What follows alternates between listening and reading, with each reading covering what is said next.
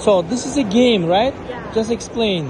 So basically, this game is just about like putting what you learned into use. Okay. So you know how the exhibition was telling you about like Singapore's like coastal. Okay.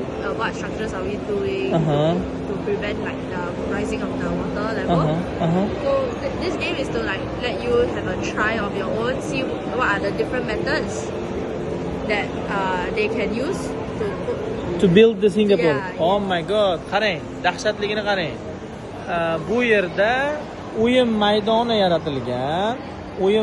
yaratilgan va siz qo'lingizga berib qo'yilganda Singapurni qanday qurardingiz?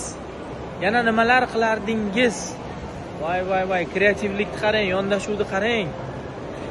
Ichimga sig'mayapman, ichimdan bir narsalar o'tib ketdi. Davlat boshqaruvida, qurilishda oddiy xalqni, kelgan mehmonlarni fikrini olishyapti. Mana ideya, mana kreativlik, mana ochiqlik.